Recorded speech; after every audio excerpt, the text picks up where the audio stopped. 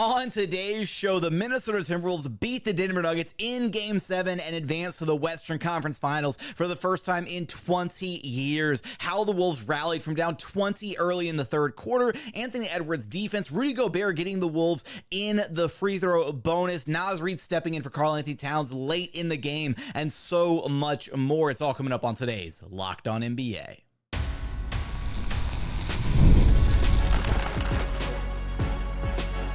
You are Locked On NBA, your daily NBA podcast. Part of the Locked On Podcast Network, your team every day.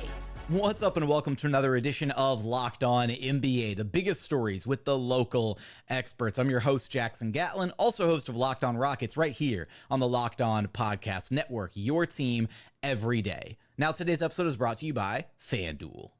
It's winner take all time in the NBA and NHL, and FanDuel's giving you a shot to bring home a big win of your own, because right now new customers get $150 in bonus bets with any winning $5 bet. That's $150 to bet on spreads, money lines, player props, and so much more. And all you have to do is wager $5. In fact, right now you can head over to FanDuel.com to take a look at the outright betting favorites for the NBA title this season after the Denver Nuggets were upset by the Minnesota Timberwolves and eliminated. Right now, the Boston Celtics, the outright favorites at -160. The T-Wolves right behind them at +280. The Dallas Mavericks +500. And then the Indiana Pacers +2600 to win it all. So for all those odds and so much more, visit FanDuel.com/lockedon and make every playoff shot count. FanDuel, America's #1 sportsbook. Joining us now is the host of Locked On Wolves, Ben Beecken, who you can track down wherever you listen to your podcasts or on YouTube. Just search Locked On Wolves. And Ben, the Minnesota Timberwolves, for the first time in 20 years, advancing to the Western Conference Finals after what was an incredible 30-point turnaround in the second half of Game 7 against the defending champion at Denver Nuggets. They walk away with the 98-90 Game 7 win. And the Nuggets led 58-38 just a couple minutes into the third quarter of this game. It looked like just kind of a continuation of what was already a dominant first half for the Nuggets. The first couple minutes of the third quarter did not look good for the Wolves. Quick timeout, and then they rally the troops. And the defensive showing that took place over the remainder of that third quarter to hold the Nuggets to what was effectively like 9 points over 9 or 10 minutes of action was out of this world. Yeah, and it started with Anthony Edwards on Jamal Murray. I mean, that was the biggest thing. It was Ant locking down Jamal Murray, and Murray was great in the first half. I mean, he'd been really bad in, I think it was last 2 or 3 first halves in this series, and didn't really get going until the second half in any of those games. And then in this game, I don't know, I think he had 16 or 18 by halftime, and he was hot. Like, he was playing really well. And then Ant just started locking him down midway through the third quarter. They got a little bit more active overall. They got in some passing lanes. Cat did a phenomenal job of Nikola Jokic all night long. I mean, it took Jokic 28 shots to get 34 points in this game. And he was also really good in the first half. I mean, the Nuggets are up 15 at halftime. And like you said, 20 early in the third quarter. But as was the case all year for the Wolves, it started with the defense, and it got them some easy buckets in transition. It helped get them into the bonus early in the third quarter. And then as they were trying to build a little bit of lead in the fourth, they had a couple of wide open threes in transition because of their defense forcing turnovers, a couple of dunks. And it really the offense, was awful in the first half for Minnesota, and the defense led to that offensive, I wouldn't call it an explosion, but improvement in the second half of this game. And it truthfully, Anthony Edwards, shooting wise, did not have a good game. He'd be the first. He did say that post game, right? He said that on TNT. But defensively in the second half, especially, he was kind of the head of the snake for the Wolves. Jaden McDaniels was great. Cat was great. But yeah, it was defense turning into offense for Minnesota in the second half. It really felt like, obviously Ant did not have a good first half, just 4 points, 1 of 7 shooting. I think at one point before he hit another bucket, he was like 1 of 8, 1 of 9. Like, he put up a couple in the third.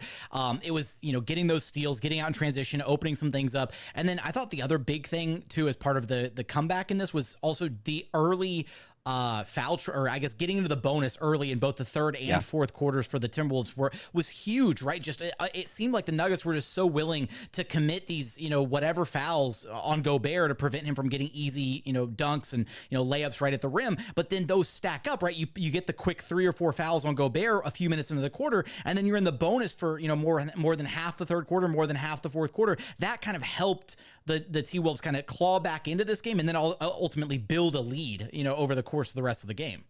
Yeah, and that's another one of those kind of like ancillary things that Rudy Gobert does that he doesn't get enough credit for. And I know people love to have fun at Rudy's expense, whether it was screen assists in Utah or, it's like his playoff plus minus is like plus 111 this year. But it's like there's a reason why everything points to Rudy being an impactful, positive player and drawing fouls on the opposition that aren't necessarily shooting fouls, but they lead to getting the team in the bonus. Like you said, that's huge. He does that all the time. And Chris Finch loves to talk about Rudy's gravity all the time. And usually when we think of that, it's, a guy rolling to the rim after setting a screen. And Rudy has a ton of roll gravity, and he does, impact the game in that way.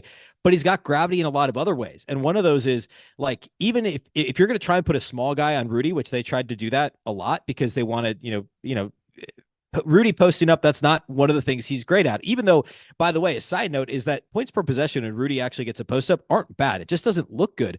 Part of the reason it's not bad is because he ends up getting fouled a bunch because it's awkward. Guys don't know what he's doing. A lot of times you have a smaller player trying to guard him. And in this game, Rudy drew a ton of fouls that got the Wolves into the bonus. And also, he made his free throws down the stretch. He was 7 of 9 at the line. And basically going back to the last 2 weeks of the regular season, Rudy's been a really good free throw shooter. He's like career 64, 65%. And he's well north of 70 going back to like the end of March. It's been a really interesting turn for Rudy. And he came through in a big way late in this game, both with the gravity of drawing fouls, getting the Nuggets in the penalty in the third and fourth quarter, being a big part of that, just being active and present. And then making free throws when he did get to the line. It was just a really kind of he didn't have a very good first half. He ended up fouling out. He only had 13 and 9, but he made his free throws and he had a big impact on getting the Wolves to the free throw line a bunch in the second half. And he had an absolute Hail Mary turnaround fadeaway, which at that point, if Rudy Gobert's hitting those shots, you might as well just say good night. What felt like kind of a pivotal point in this game was Cat picking up that 5th foul, right? Bad foul, reaches in on Jokic on the perimeter. And, he had a spectacular game outside of, a couple of very quiet, the ticky-tack kind of fouls, like the bad fouls. And then he had that really bad turnover on the inbounds late in the game. But that 5th foul, it felt like that was the swinging point where the Nuggets were made. I mean, Cat had been defending Jokic incredibly.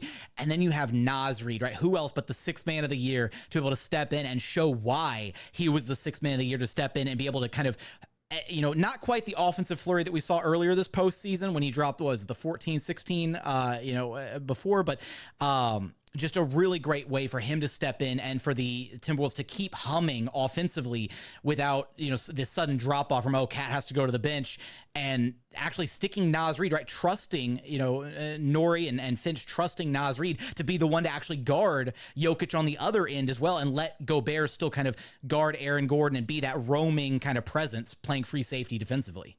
Yeah, and the way that Naz Reid defended in this series was honestly a bit of a pleasant surprise. Like, Naz is a good defender, but that's not his calling card, right? I mean, like, he won 6th man of the year because of his offense, not because of his defense.